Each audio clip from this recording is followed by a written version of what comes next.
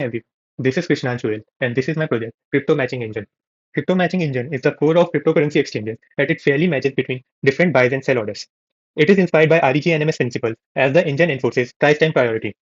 It shows real-time market data feeds, BBOs, and orders. It offers different types of orders that can be placed, like limit, market type, stop loss, stop limit, IOC, FOK, etc. So let's dive into the features of the project. So here you can place an order by choosing the different types of pairs that you want to trade in, like Bitcoin USDT or Ethereum USDT. Here you can choose the site, like if you want to place a buy order or a sell order.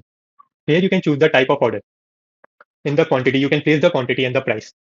Here the best bid and the best ask would get updated accordingly. The best bid would contain the best buy order of all the pending orders, whereas the best ask would contain the best sell order among all the pending sell orders. This order book contains all the orders up to 10 depths. The recent trades would contain the trades as they get executed. So now let's place a buy order or limit type of quantity 10 at a price of 25,000. So since this order doesn't get matched, it gets added in the order book. Now let's place a sell order of market type of quantity 10. So the market order matches with the best ask or the best bid according to the order. So if a sell market order matches with the best bid, whereas a buy market order matches with the best ask. So now let's create another buy order of type limit of quantity 30 at a price of 15,000. So now the order gets added in the order book. So now let's say if we want to create a sell order or limit at quantity 15,000 at a price of 15,000 and quantity 10. So the order gets executed and the quantity gets updated as not all the quantity of the best bid is used. So the order gets executed. Since the trades are being executed by the sell order or initiated by the sell order, the aggressor side will be sell. Now let's say if we create another buy order at limit of quantity 10 and a price of 30,000. So the best bid gets updated accordingly. Now let's create a sell order at a market type of quantity 30. So all the remaining orders get executed as their combined quantity was 30 and the trades get executed as the order got executed at a different prices according to the buy order. So now let's say if there is a sell order of quantity 10 at a price of 15,000. And now let's say if we create a buy order of quantity 10 at 20,000. Now since the price here is greater than the best ask, the order would get executed at the best ask. Now let's try different order types. First create some limit orders. So now let's try an IOC order.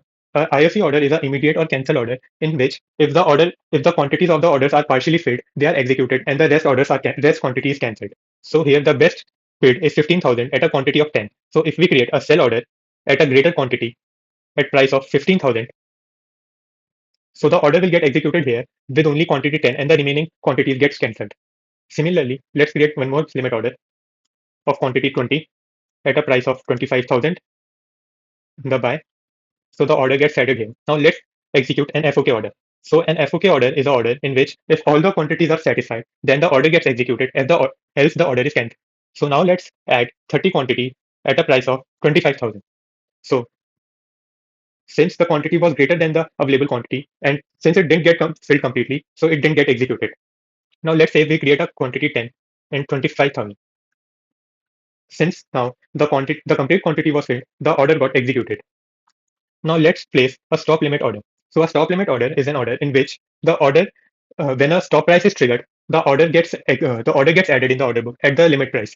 So let's say if we create a quantity of 100 by price 25,000 and stop price 30,000. So when the price is 30,000, the order gets added. The limit order at a price of 25,000 gets added. Let's change it to 20,000 to avoid any redundancies. Let's place this order. So since we can't see any order because the order got added into the inactive orders. So now when we create a limit order at a price of 30,000, this would trigger that stop loss order and it would get added in the order book. So the order get added in the order book. So now let's try a stop loss order. The stop loss order is similar to a stop limit order. The difference is that it executes a market order when the stop price is hit. So let's say if we create a buy order of stop loss of quantity 10 at a stop price of 40,000. So it gets added in the inactive orders. Now when we create a sell order of limit type of quantity 10 at 40,000, that order would get executed. So the stop loss order got added in the trades. got executed at the market value and it got added in the trades. So this was all the features of the project. Now let's dive into the code.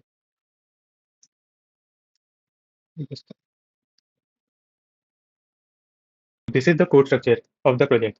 The front-end folder contains all the front-end logic in the Next.js for the front end of the project. So now let's dive into the backend folder. So our main project is all contained in this main.py file. In this file, all the fast APIs are installed for creating endpoints and running the project. We are adding coarse middleware configuration for accessing of the URL. From here, we are mounting our API router and WebSocket router onto the project. These routers are being imported from rest.py file and websocket.py file respectively. Our project is running on port 8000. So now let's open our rest.py file. This file creates the HTTP endpoints for the project. So the normalized symbol is used to convert the symbols where hyphen is used instead of underscore so that the orders can be matched accordingly. So a Bitcoin under Bitcoin hyphen USDT will be equal to Bitcoin underscore USDT. The slash market data slash symbol endpoint is used for returning the market data and giving the BBO as a response. So here the symbol timestamp and the BBO is being returned. The BBO is being called from the order book. The pending order slash symbol data retrieves all the pending orders present in the order book and gives them in the forms of bids and asks. Here the pending orders are being retrieved from the order book.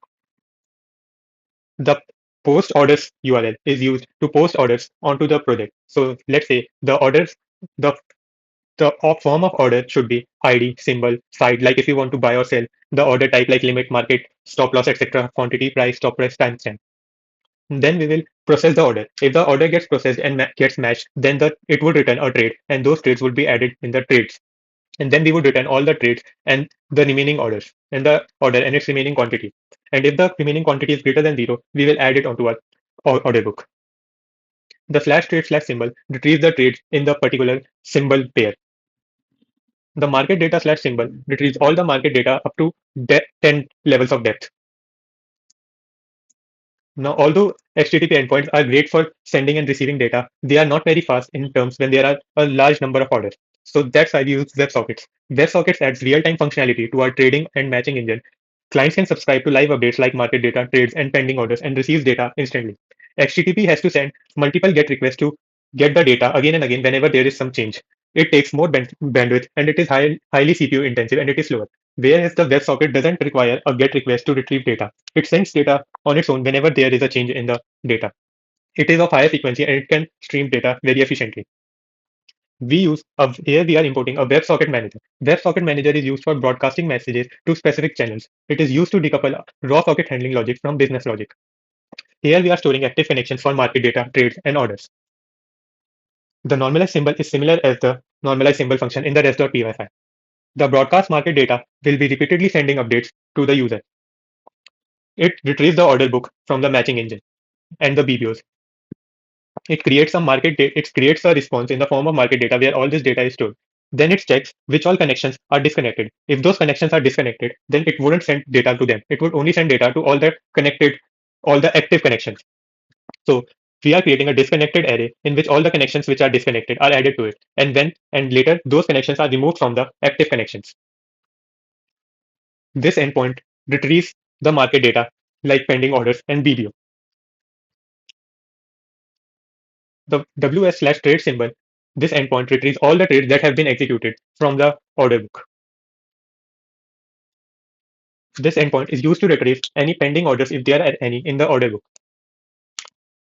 The order book is retrieved from the matching engine and the BBO is retrieved from the matching engine, and on its base, the pending orders is created and then are sent onto the data.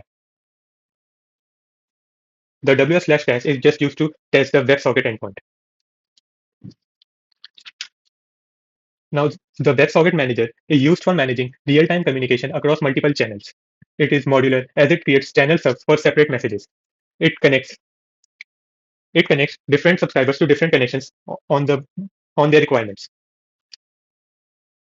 Here, it initializes with different dictionaries like active connections, connection stats, connection states, and heartbeat tasks.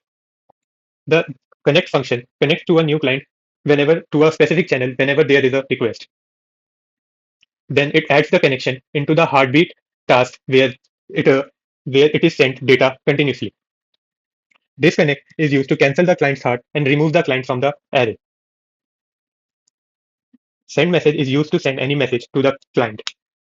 Here, the disconnected clients are created in a set, and the messages are not sent to those clients. The messages are only sent to all the active clients.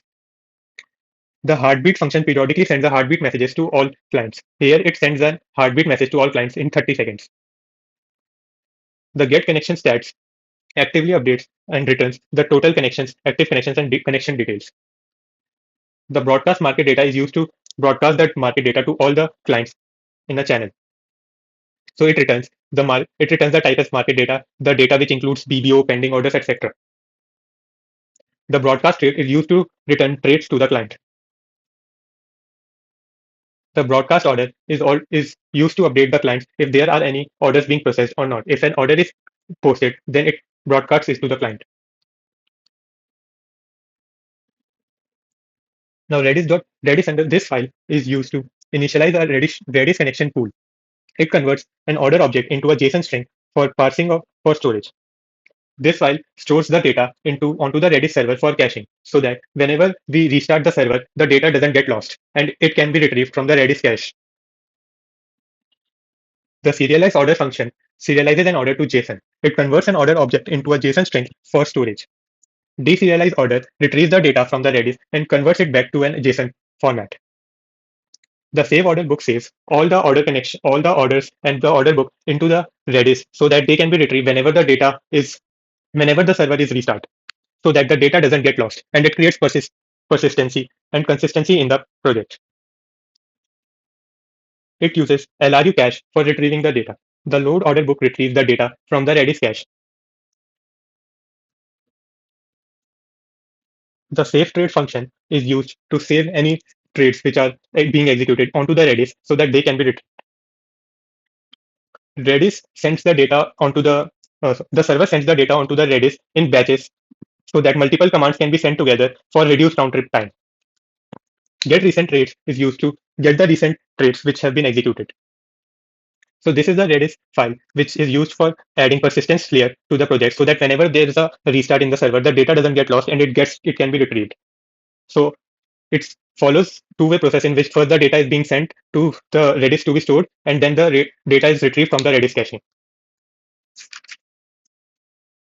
So now let's see the schemas of the responses. So these are the various schemas for the responses that have been created. So the order request response would contain the site, type, quantity, price, etc. The trade response would contain ID, price, quantity, timestamp. And similarly for the order and market data response.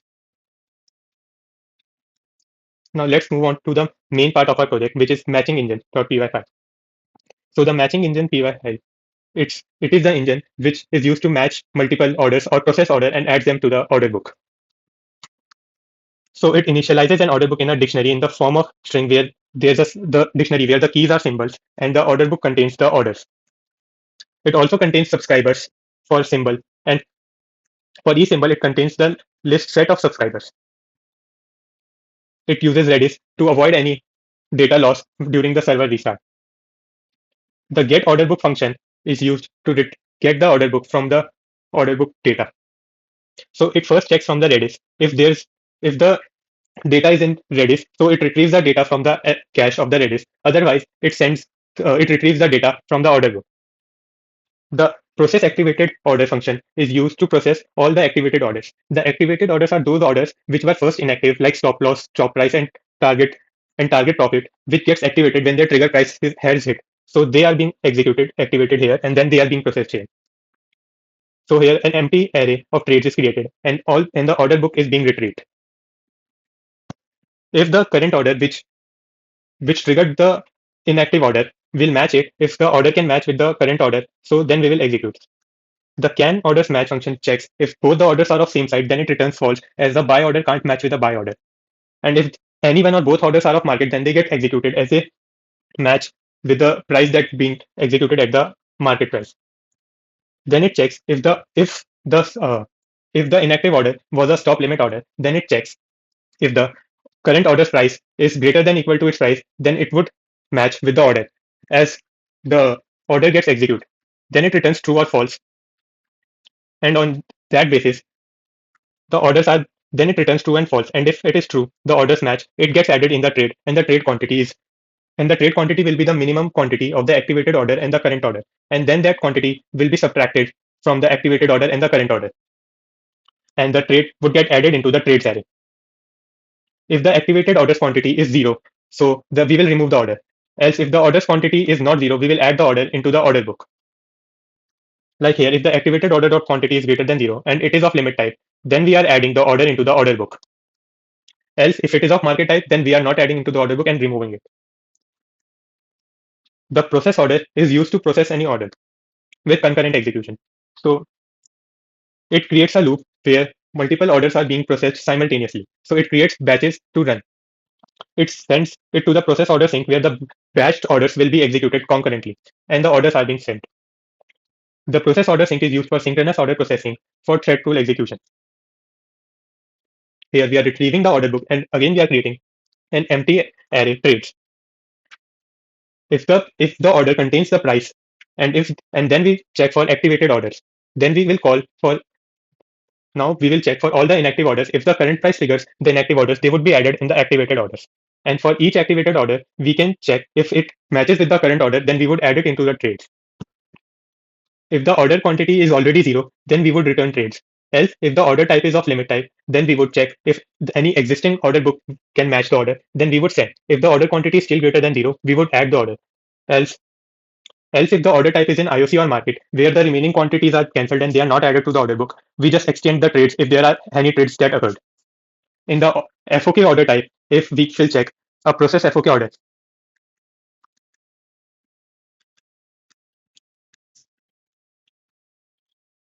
so here, we create an empty array trades, remaining quantity of the order and the original quantity.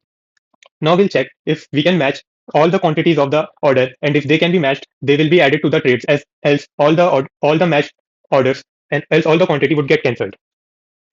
So if we will check if the remaining will check and match with all the orders. If the quantity is still greater than zero, then we will cancel the order and return trades, which would be an empty array. Else, we will append the trades and we would return as it is filled.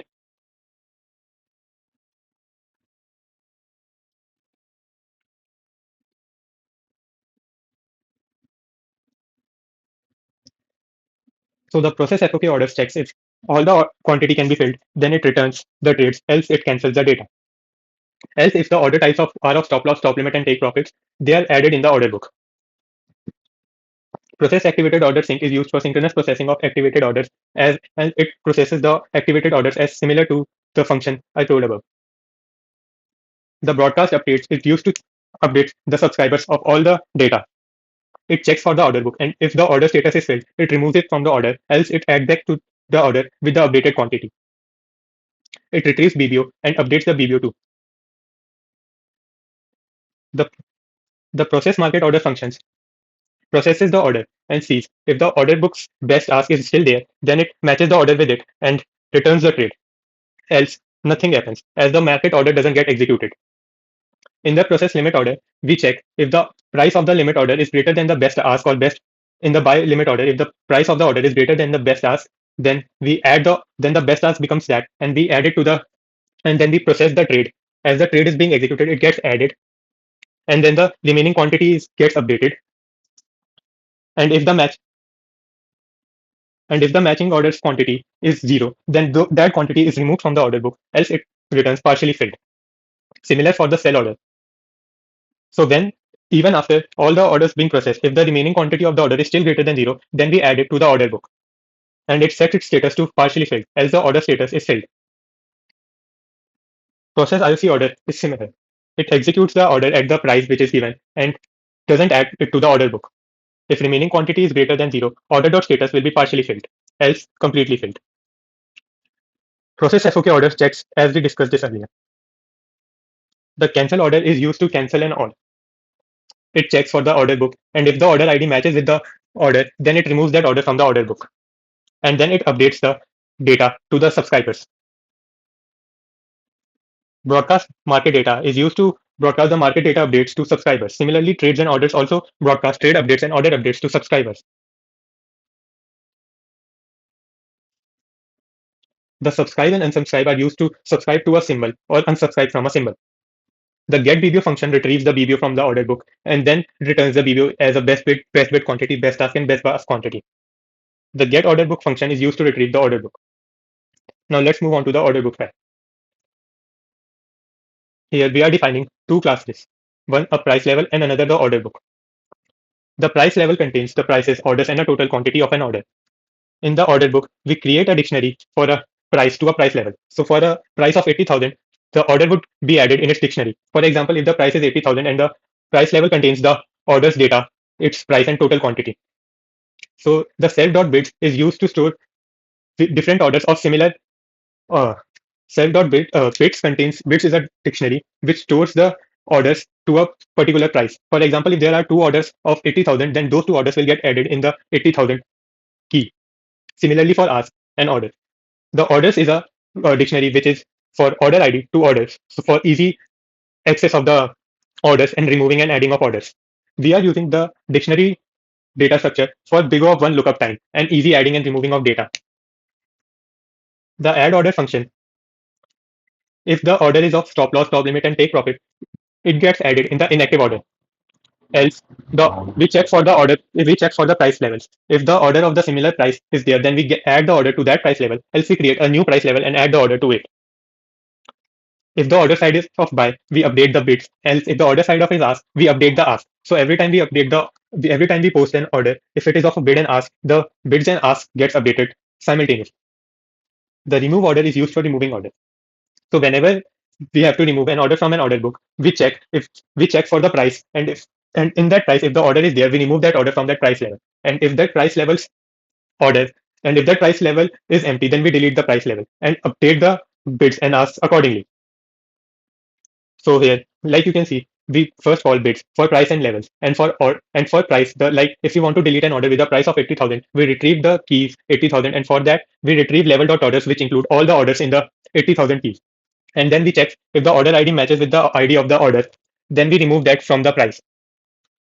And if there are no orders in the price level, we delete the price, else we update the best bid. Similarly, for sell orders, we update the best ask. The get best bid and get best ask functions are used to retrieve the best bids and best ask of the functions. The get best bid ask function is used to retrieve the best bid and the best ask of the function simultaneously to return it to the BBO. The check inactive orders function is used to check if there are any inactive orders like stop loss, stop limit, and target price and match with the current price. And if the current price triggers their value, they get activated. So we create an activated orders function. And for inactive orders, we check if the order is triggered, we continue as the order is already triggered. Else we check for the current price. If there is no current price, we check for the best ask or best bid according to the order is buy or sell. Then if the order type is stop loss, we execute it at the market price. If the order type is of stop loss, we update the order and add it in activated orders with its order type being changed to market and then removing it and adding it to the orders to remove. If it is a stop limit, we add the order with its updated price and updated order type value. So now the stop limit order will be updated to a limit order and will be added to the activated orders. After and similar for the take profit, it gets added in the as a market type. Now for all the orders to remove, we remove them from the inactive orders as now they have been activated and we return the activated orders. The get order book snapshot is used to get a snapshot of the order book as for broadcasting the data. It returns bids, ask, timestamp, symbols. The update best bid and the update best ask functions are similar. The update order updates the order book with an order and then updates the best bid and updates the best ask.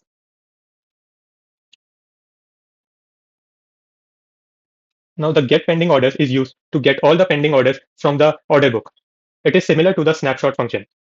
The get top levels function is used to get top n levels of bids and asks. The main function of this project is the match order function. It has an empty array trades and the remaining quantity is initialized with the orders quantity. Now if the order side is buy, if the while the remaining quantity of the order side is greater than 0 and the best ask is not empty, which means that there are orders in the ask and they are less than equal to the order price, then they will get initialized to the best ask and then we will match the order with the best ask. So the matching order will be the best ask order and the trade quantity will be minimum of whatever the trade quantity we have. So then we will create a trade with the following values.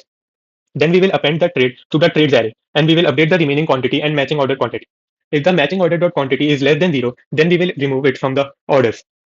Then we will remove that order from the order book, and we will also update the best ask. Else, if there is, it is not, we will update its quantity. Similar for the self order. If the remaining quantity of the order is greater than 0, then we update its status to partially filled, else the status of the order is filled. The models.py file contains data structure for the various classes like trade and BVO, and the base models contains the data for order side, order type, order, and trade. Now let's go into the flow of a process. So whenever we call for a WebSocket, let us suppose we want to create an order and we post an order. The order gets posted to the matching engines process order.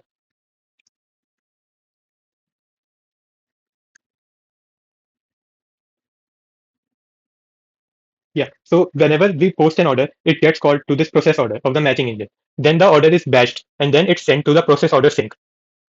Now in the process order sync, we retrieve the order book and we create an empty trades array. So now we execute the order and then we add all the trades into the trades array and return it here.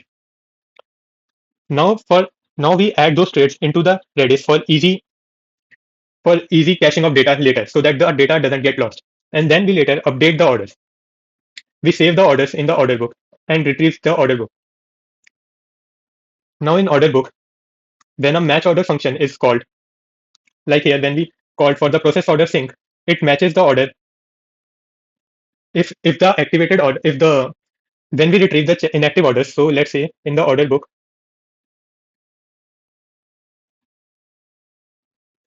we retrieve the inactive orders from here, which all are in the stop loss, stop limit, and target, and then return it in here.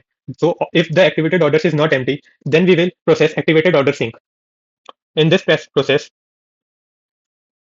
we will match the current order, and if the order gets matched, we add it. Else, if the remaining quantity is still greater than 0, if the less than 0, then we return the trades. Else, if the order quantity is still greater than 0, we will extend more trades and check from existing order book. So now we call the order book.match order function.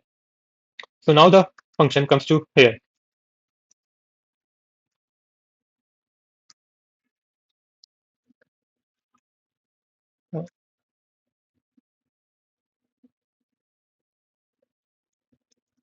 Yeah, so the function comes here, right to the match order function. Now here we check if the order can be executed and if the trades are being added.